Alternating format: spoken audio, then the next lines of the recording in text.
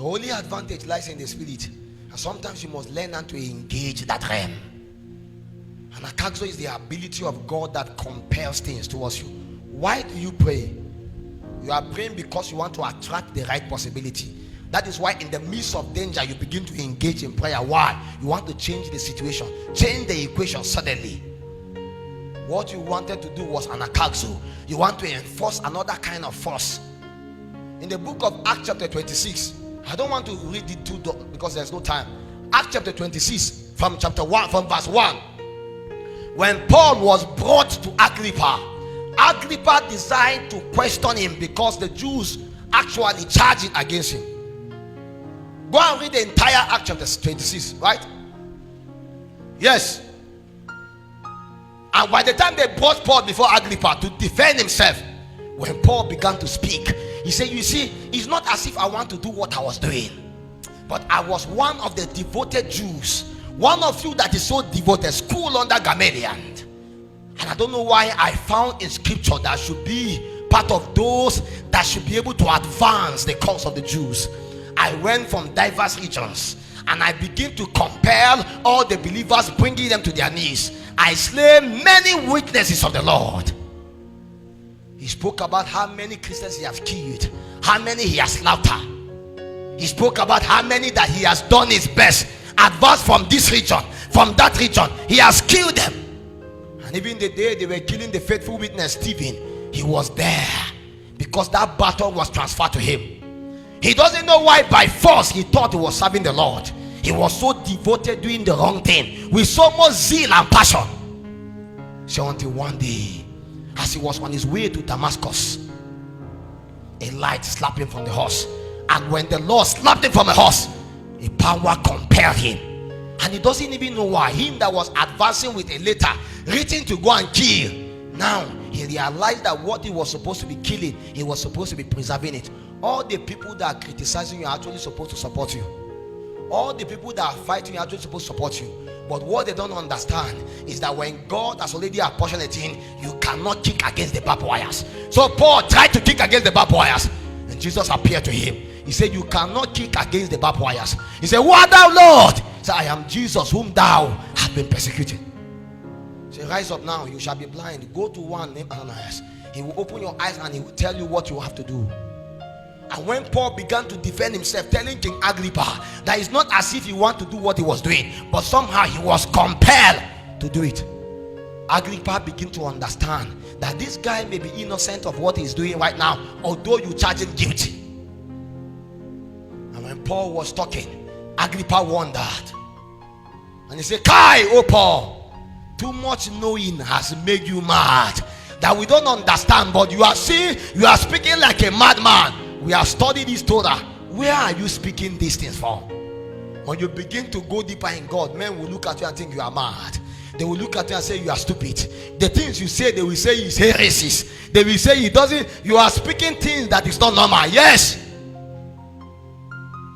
But the beautiful part of it that I love is that Agrippa said, Kai, I don't understand what you are saying, no, but Kai, you almost persuaded me. You almost converted me. I almost became a Christian.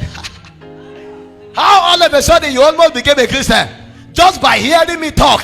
It was an akaxo. That so long as you give me ear, one day you will bend yourself to what I'm saying. Many of you don't know why you are coming. You are still coming. Don't worry.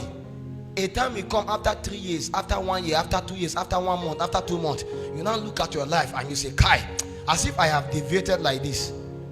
Me that said this is how my life is, now I'm going like this. You don't know how an akaxo has bent you. Because Agrippa did not want to even believe. But as he was speaking, a power was convicting him. If he did not stop Paul, he would have become born again. Stop! For you almost got me born again. And Paul said, oh Agrippa, it's not only you I want to get born again. I wish that everybody here listening to me should be born again. Hey! Guy, the power of God is to compel men to him. If I be lifted up, I will draw all men to myself. If I be lifted up, I will draw all men to myself. My last scripture so that we can pray. Luke chapter 14 from 16. Then said unto him, a certain man made a great supper, and bade many, and said, send his servant at the supper time to say to them that we are bidding, come, for all things are now ready. And they all with one consent began to make excuse. The first said, I have bought a piece of ground, and I must need to go and see it. I pray, have me excuse. Another said, I have bought 5 yoke of oxen, and I go to prove them. I pray thee, excuse me. Another said, I have married a wife, and therefore I cannot come. So that servant came and showed his lord these things. Then the masters of the house, being angry, said to his servant, go out quickly into the street and the lane of the city, and bring in the poor, the maimed, the half, the blind. And the servant said, Lord, it is done as thou hast commanded, and yet there is room. And the Lord said unto the servant, go out into the highways and the hedges, and compel them to come, that my house may be filled. For I say unto you, that none of these men which were bidden shall taste of my supper. And there went great multitude with him. And he turned and said unto them, if any man come to me and hate not his father and his mother and his wife and his children and his brethren and sister, yea, and his own life also, he cannot be my disciple. And whosoever does not bear his cross and come after me cannot be my disciple. For which of you intending to build a tower, sit not down first and counter the cost, whether he has sufficient to finish it.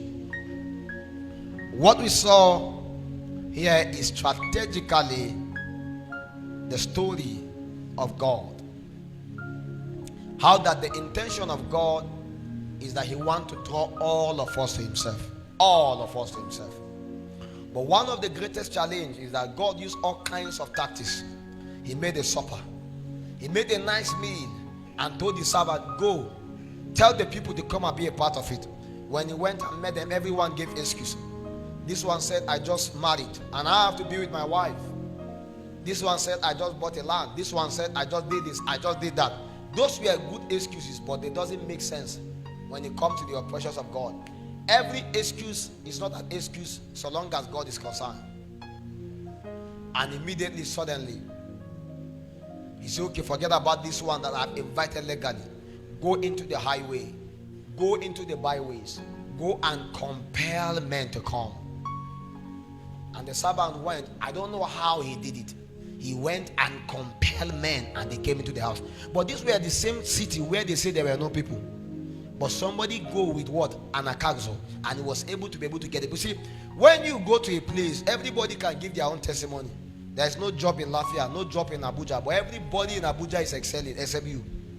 That means they know something you don't know. They have something you don't know. No wonder men subscribe to a higher altar.